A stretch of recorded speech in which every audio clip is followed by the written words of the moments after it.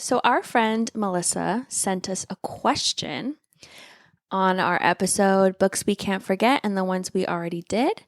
She said, I'd love to see about the books that impacted you as young children.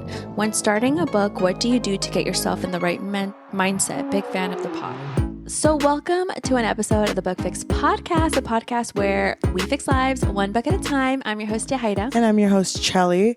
That's a good question. I feel like let's answer the second part first. Yes. How do you get into the mindset to read a book? I think sometimes it is difficult, especially when we have to bulk read. And let's say the second book out of the 5 I get really, really into and it's really hard for me to let go. I think I have to pause it and like maybe go on a walk, try to clear my head a little bit. What helps me a lot is to like listen to music, like not necessarily kind of cringe maybe, but like cinematic music, you know what I mean? Like Okay. I need to like get out Of that headspace. Yeah. No, that makes sense. And so I like to do that because I don't want however I'm feeling to impact my review of the book. You know what I mean? Yeah. Like if I really am not feeling it, I don't want to actually start the book because I know that I'm starting off in a sour mood. No, I understand what you mean. I will say it's definitely harder, like you said, because we bulk read. Because sometimes I don't have that time to transition easily between books. And because of that, both you and I fall into really big book slumps. We have. And it's always interesting when we hit the slump at the same time. But what helps me is audiobooks.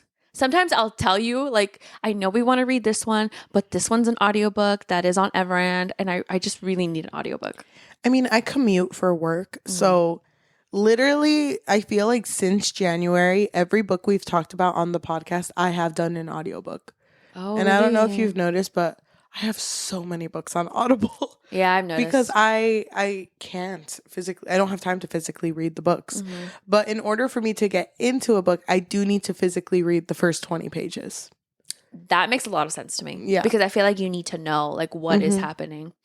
And I think I've told you this before, where if I really am not feeling the story, I need to read the summary. Yeah. And normally I don't like to read summaries because I feel like sometimes they'll spoil things. But that will help me like understand what kind of world I'm stepping into. So then I won't be so confused when starting the book. With me too, I've always been very bad at moving on because I get so fixated on things. So for me, it's like I get overwhelmed at the idea that I'm about to be part of like this whole world. Yeah. So that kind of holds me back from starting. But I literally, this is such bad advice, but I just have to power through the first 20 pages. No, if I that makes power sense. through that, then I'll find out that, oh, I do like it. Or, oh, this is going to be a good hate read. Yeah. Like, it just takes those first 20 to get through that. So do you think you don't actually have to do anything specific? Like, I mean, your whole thing about listening to music, for me, I feel like that would make it worse. Because really? I associate a lot of things I like with music, and I make a lot of playlists for books. So to me, I would listen to something and be like, oh my God, it's this character for real. I mean, I'm the same way. I also associate music with characters, and I have been writing recently. So I feel like I'm associating it more to like what I'm working on, you know? So I take it more of like, okay, I'm taking a break from what I'm working on by going into this other story. Okay, I get that. Queen behavior. But I do want to say, kind of off topic, on topic, I love our podcast so much, but I kind of miss reading for myself. Hello, that's why we don't read as much anymore. I know. So that you can read for yourself. I know, but I don't know if you feel the same way. Sometimes when I pick up a book, I'm just kind of like, dang, this is so good. But I feel like I should be reading for the podcast right now. But I feel like you've read more for yourself. Well, because I'm in a book club. Like I go to a public book club. And that helps because they do not read at all the type of books that we talk about on this podcast. Yeah. Which is so funny because the leader of that book club, me and her, there's like this connection between us. She's so funny and I want to be her friend. Yeah. But because she's working, you could tell she's like, okay, just keep it very... Like what, work mode? Very light. Yeah, very light, very professional. But I'm over here like, I know what you've read. We've read the same thing. You look at your Goodreads and I open mine and we look at it together. It's a mirror. It's the That's so same funny. books. You know, you could be her friend. I think you just need to talk to her. I do, but I just can't break through. I can't break through. What if someone were to recognize you? Why would you say are you the girl from the Book Pick podcast? Why would you say that? You know what's funny? Why would you say that? Okay. I do not want to be recognized at this point right now. I don't know how to explain this. I think this year is going to be a lot of growth for us. Mm-hmm. And I think I'm still uncomfortable with the idea of that. Because even before we started this podcast, do you remember how I was like, I don't want to show my face. Yeah. Like, I really don't. It was something that took me a long time to get comfortable with that. I think it was like maybe like 50 episodes in where I'm just like, okay. Like you don't care? I don't have to care as much about this. Because I did really, really care about that. Mm-hmm. I think that's where I'm at with that type of thing. But it's been like 4 years now. I know, but it's girl, you just need to do it. You need to throw us out there. Oh, Quinn, you're so right. Well, I mean, I feel like our summer is going to be kind of popping off. So. Yeah. Yeah. What was the second part of the question? I guess the first part. So the first part of the question said, I'd love to know about the books that impacted you as young children. So you and I were both big readers as children. I don't really have like a huge recollection of what I've read at like really, really young. I remember the Boxcar Children. Like I remember that series. I remember the Babysitter Club. I remember Junie B. Jones. Ramona. And the Magic Treehouse one. A lot of those are graphic novels now. Like those ones, I remember them, but I can't tell you like details about them. The one that I remember like so vividly, like latching onto, was the Scary Stories to Tell in the Dark. Mm-hmm. During that time, I was really into like spookier stories, you know? Mm-hmm. So that, and then another one would be, oh my God, that series where you can't have more than 2 kids. Running at a Time by Matt Haddix. Yes, that series I was really into. I only remember that because that book is currently going around my classroom. Really? It's crazy. I loved that series so much. It's funny because they're passing it amongst each other as they're finishing it. And what if I'm like, I'm next. I'm next. Me next. Oh my gosh. I mean, I'm around books a lot. So yes. I can't escape it. And also yesterday, in the location where I work, it is currently, it was yesterday and today. I went today. Mm-hmm. The library is selling some of their old books. Okay. And a lot of my kids were like, oh my gosh, you should go check it out. We're all going after school. So I was like, okay, fine. I'll go check it out. Mm-hmm. And it's so funny seeing these kids pick up some books where I was like, that used to be my life. Because one of my girls found like, it was like a random book 4 or something of series of unfortunate events. And she's like, okay. I'm going to start reading it right now. And I'm just like, book 1, book 1, start from book 1. But you know, I saw that a lot. Warrior Cats, it's a graphic novel now. Who knew? Animorphs. Oh, I never read those. I never read it either, and I feel like I would have really liked it. But I always made fun of the covers. Oh, yeah. I didn't like the covers either. Yeah, but I feel like I would have liked it. Currently, like the whole Diary of a Wimpy Kid, Dogman. Yeah, no, but when you were younger. I mean, connected to that, it was Captain Underpants. Oh, and those flippy pages, the flipporamas. Oh my God, they changed lives. They changed my life. I was so into those types of books, but I remember I got to a point where I was like, I need to start reading chapter books. These are a little too embarrassing, too young for me. I'm older now. I feel like my library back then didn't really have books that were catered to me. So I would often read things that had very like sensitive topics and I didn't get it. Oh, really? So there was one specific book I remember that had to do with like a lot of prejudice and it ended very gory. And I was over here, a 7th grader, like, what did I just read? Oh, sucks. Yeah. But it's okay because out of that, I gained the Hunger Games. And then that changed my life. Out of the whole experience, there were some positives. I think the book that traumatized me was Flowers in the Attic. I recently read that. By V.C. Andrews? V something Andrews? Yeah. I had read it when I was younger. Totally forgot about it. And then reread it a random summer. I want to forget this book. Like, if I could zap a book out of my brain, it would be that one. That book, and I don't know if you ever read A Child Called It. Yes, I did. Oh, my God. I read those two the same summer because I was like, I want to experience back then. And now I don't want to experience that because I read it with the intention of, like, I just want to see if I understand it differently, and I definitely did. There were some parts I couldn't even, like, get through in A Child Called It because I'm like, it's a lot. I haven't reread it in a long time, but I don't really want to. I get it. A book that shaped me. I know this isn't really childhood, but Harry Potter. I feel like this is just staple read. And I don't think I would ever want to take that away from someone. I hate the author. But I feel like I can't praise it. Also, I never read it. So. I feel like that book, though, is such a gateway to reading. Gateway drug. Yeah. Dang. I don't know. That was like one of the first books that, because I had read before, but that was one of the first books that when I finished reading it, I was just so like, oh my gosh. Third eye open. Where do I get more? Yeah. Okay, but would you ever get a Harry Potter tattoo? No.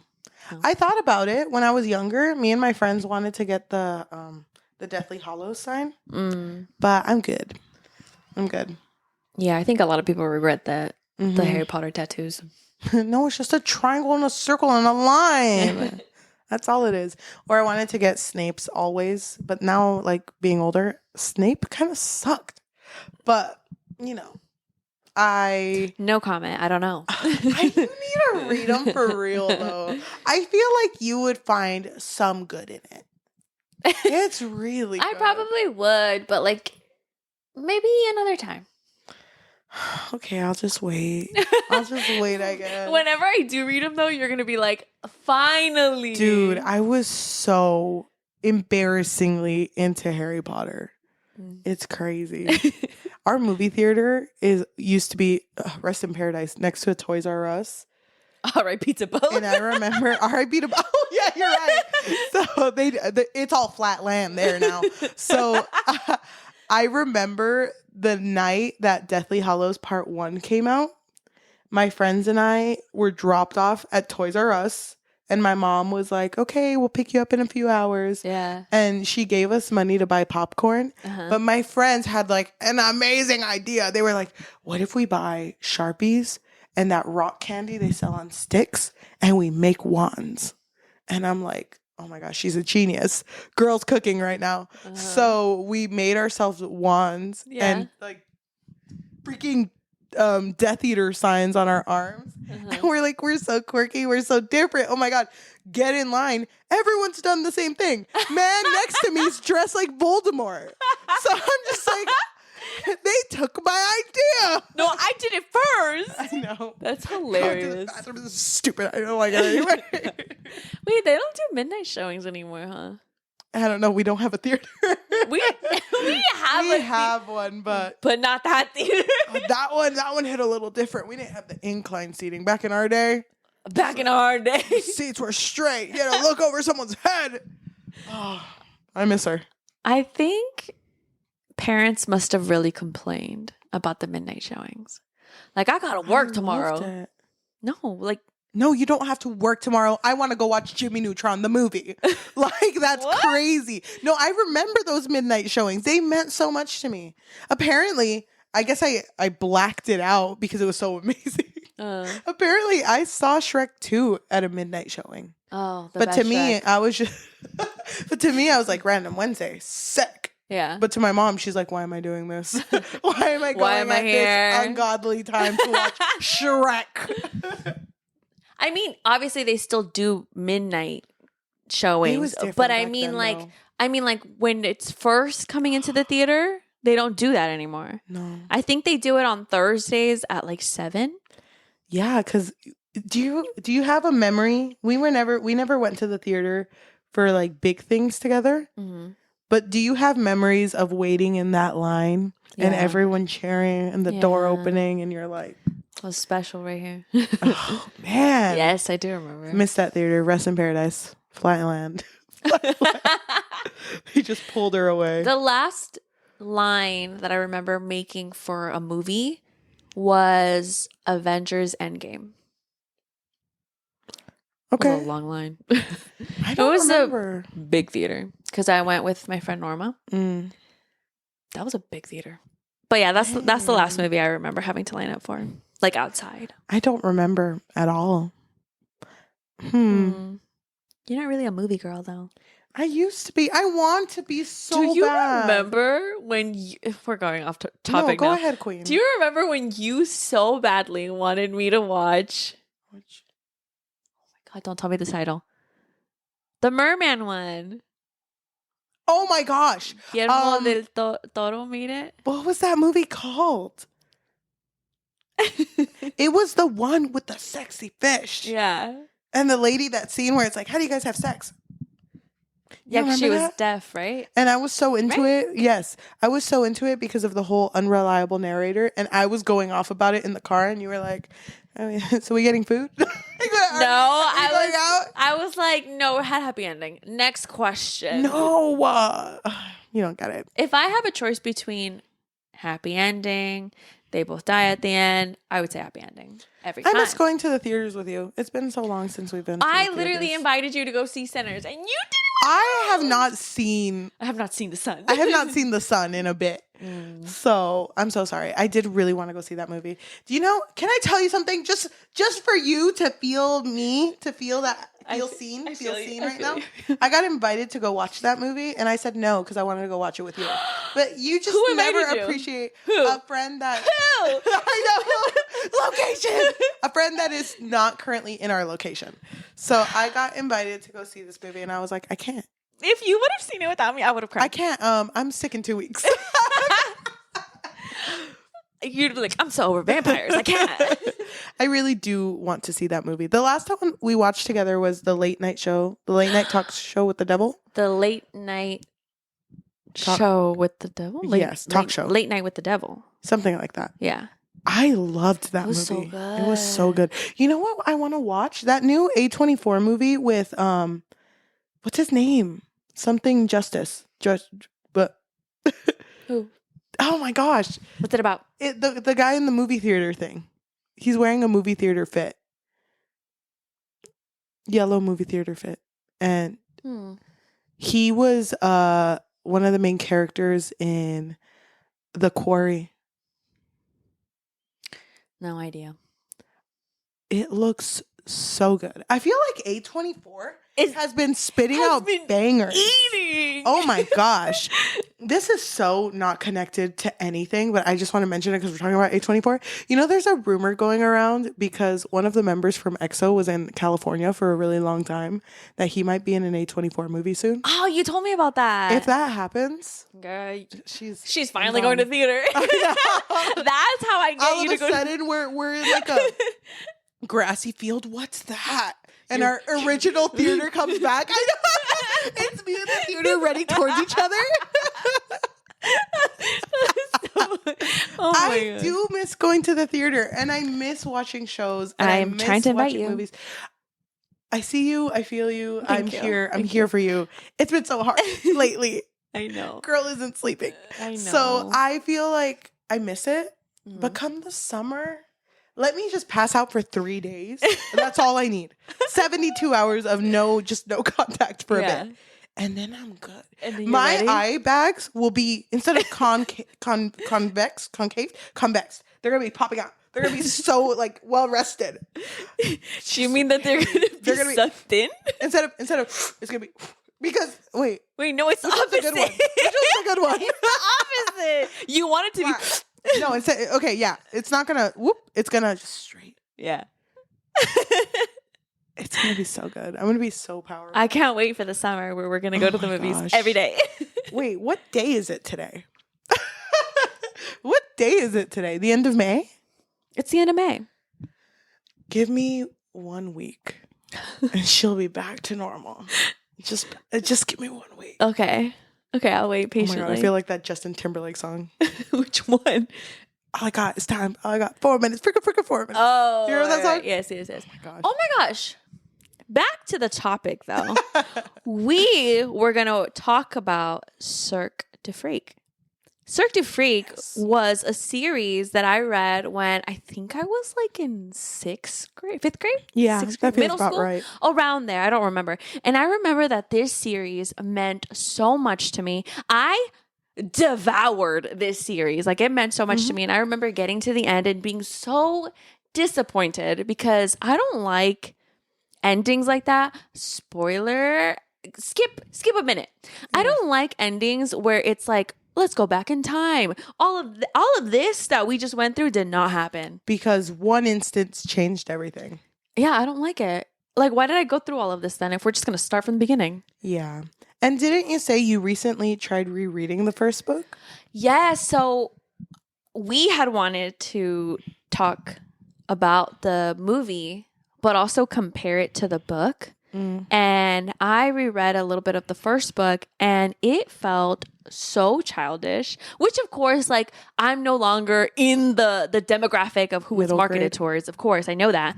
But seeing it now as an adult, I'm just like, whoa, it feels so like little. Yeah. It definitely did not age with us. There are some books that you can read from back then that do still land. Yeah. The conflict feels very superficial. The fact that there's like this vampire-vampanese war happening and they're like, it's been happening for thousands and thousands of years. Let's just let these teenage boys fight it out for us. I know. And in the book, they're literally 12. That's crazy. A 12-year-old fighting for me? So crazy. There's the vampires and then the vampanese. Vampanese are the ones who like don't stop drinking your blood. Like, I think they'll drink blood until they kill you. Right? So they're like feral. And so the main character, Darren Shaw, he didn't even want to be a vampire. It was his best friend who wanted to be a vampire. And he overheard his best friend begging this, I forgot his name, Crepsley, I think, the vampire. He was like, hey, can I be a vampire? And Crepsley was like, you have really bad blood, so no. And Darren just kind of got, wrapped up in this world and he didn't even want it. So he ended up being the vampire's assistant. It's funny to me how quick he was like just down to do this because his best friend then ends up getting bitten by a spider and he is slowly dying. So he does have to agree to save his friend. Yeah, he kind of makes like a trade. Yes. So he literally drops his whole life. Like he died for his best friend technically. I know. And to me that's just so like, oh my gosh, okay, we're here now. Now you're just a vampire's assistant and you're living as a vampire and now you have to learn how to be one of them. But also you have now become the main person in this circus. That's, I don't know. It didn't hit for me at all. There was no sense of nostalgia rewatching that movie because I was just not in it. The movie was so bad. So bad. I don't like movies where it feels like you're trying to be funny. Normally, I don't love watching comedies because I find more humor in things that aren't trying to be funny. Yes, you know what I get mean? you. And so, like, it felt so awkward to me in moments where I don't even remember anymore, but like they would say lines that were so childish. Even like they were trying to make me laugh. Even hating their teacher. Oh, yes. I hated how it was a stereotypical, dumb teacher. Yeah. It's like, ew. Yeah, I didn't like it either. I hate that. And I feel like the plot could have been interesting if they were older, like, pitting two best friends against each other. But like, did they really love each other? I believe they did. Well, I believe Darren loved Steve because he died for him. I think his name is Steve. I forgot his name. But the other one didn't love him back like that. No, he didn't. I don't know. Dang. Just my thoughts. Just your thoughts.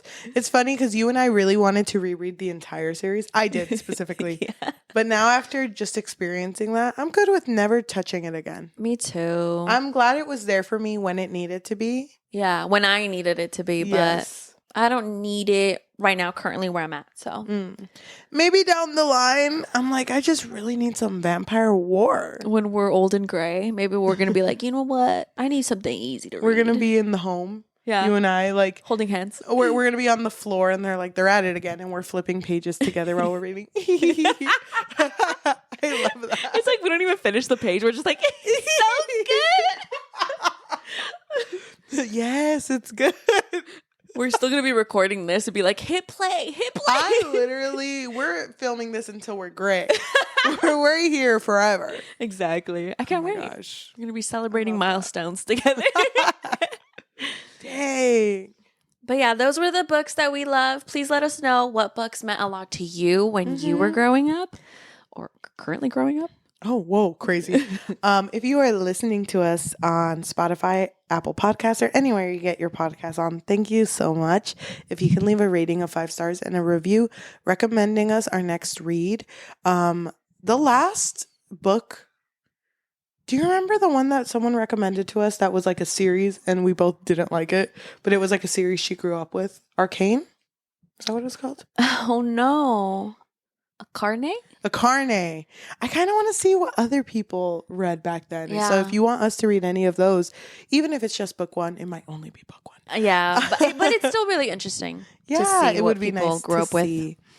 If you want to support us and you have a little bit of extra money, what can they do? If you're looking for another way to support us just a little bit more, we do have a Patreon, which you can find at patreon.com/bookfix. But if you're not interested in something that's monthly, we do also have Coffee, which is ko-fi.com/thebookfix or buymeacoffee.com/thebookfix. If you are watching us, thank you so much. If you can like, comment, subscribe, and hit that notification bell. We post every Tuesday and Thursday. If you want to support us on social media or follow our book clubs on Fable and Goodreads, we do have all of our links down at our link tree, linktr.ee/thebookfix. Thank you so much for watching, and we will see you next time. Bye. Bye. We didn't talk about it, but it's been officially, you mentioned it, 4 years of us doing this podcast. 4 years. Good doing business with you. Good doing business with you too, Queen. We've done it. How do you feel? I feel really happy. I feel like we've definitely grown a lot. Like I think we've grown gradually every year, but I think our issue is that we don't dive right in. You know what I mean? Like we don't jump head first. But I feel like it's slowly shifting, right? Yes, it is. Oh my gosh. I feel a shift in the air. Dude, I feel like it's you though. I feel like I'm trying so hard. You're doing so much for us right now. I'm trying. Everyone clap for Yahira at the same time. 1, 2, 3. Thank you. I'm trying so hard. Please follow our YouTube shorts. I think they're so funny. You're so funny. Like honestly, thank you. Finding like sound bites for us. You're carrying, girl. It's so good. Sometimes I say things and then I watch our YouTube shorts and I'm like, when did I say that? Why did I say that? What was I even thinking about? Yeah. I mean, I think it's funny. Thank you, Queen. You're here for me. And you're here for me. So next time you go to your book club, please shout us out. Let everyone know that. Okay, I'll me with my shaky hand. Did you guys raise your hands? No. Oh, okay. But I will. I will for this one because it's serious. You should just like stand in front of everyone and like hold bookmarks with our page on it. Pass it around. Drop them? No, pass it around. Sorry, that's my bookmarks. My BFBM. Oh my gosh. Yeah. Stay tuned for that.